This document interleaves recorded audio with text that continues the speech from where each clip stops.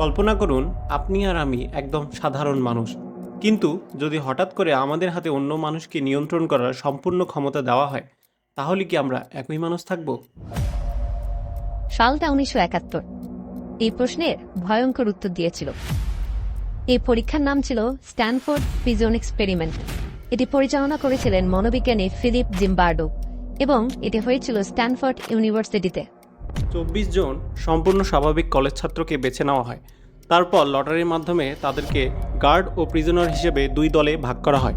প্রিজনারদের একটি অস্থায়ী কারাগারে রাখা হয়।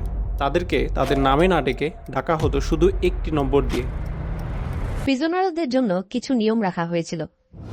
গার্ডসের সব নির্দেশ মানতে হবে, নির্দিষ্ট পোশাক পরতে হবে, তারা নিজে থেকে কিছু করতে পারবে না, কখন ঘুমাবে, কখন উঠবে, কখন খাবে, সব গার্ডস টেক করত এবং তাদেরকে শাস্তি মেনে নিতে হতো। গার্ডস চালে এক্সট্রা এক্সারসাইজ, পুশ আপ বা অন্য ছোট শাস্তি দিতে পারত। কখনো কখনো ঘুম কম দেওয়া বা লাইনে দাঁড় করিয়ে রাখা হতো। এই এক্সপেরিমেন্টে গার্ডসদের ভূমিকা সবচেয়ে গভীর প্রভাব ফেলে। তাদের প্রধান কাজ ছিল প্রিজনার্সদের নিয়ন্ত্রণে রাখা। কারাগারের নিয়ম মানানো। যদি কোনো প্রিজনার নিয়ম ভাঙে, গার্ড ছোট ছোট শাস্তি দিতে পারত। গার্ডসদের বলা হয়েছিল গুরুতর শারীরিক আঘাত করা যাবে না, কিন্তু ফিজিওলজিক্যাল প্রেশার বা মানসিক চাপ দেওয়া পুরোপুরি নিষিদ্ধ ছিল না। গার্ডসদের জন্য ব্যবস্থা করা হয়েছিল পুলিশ স্টাইল ইউনিফর্ম, সানগ্লাস এবং লাঠি। এতে তারা ক্ষমতার অনুভূতি পেয়েছিল। এই এক্সপেরিমেন্টে প্রথম কিছুদিন স্বাভাবিক ছিল, কিন্তু মাত্র কয়েকদিনের মধ্যে পরিস্থিতি বদলে যায়।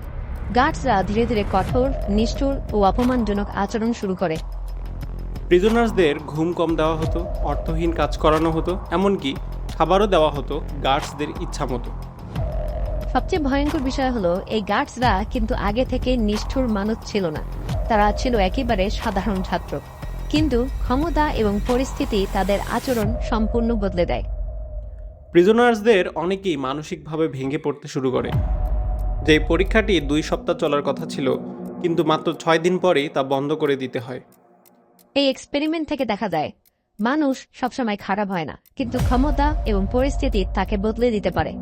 তাহলে প্রশ্ন হলো, যদি আপনার হাতে সম্পূর্ণ ক্ষমতা দেওয়া হয়, আপনি কি একই মানুষ থাকবেন?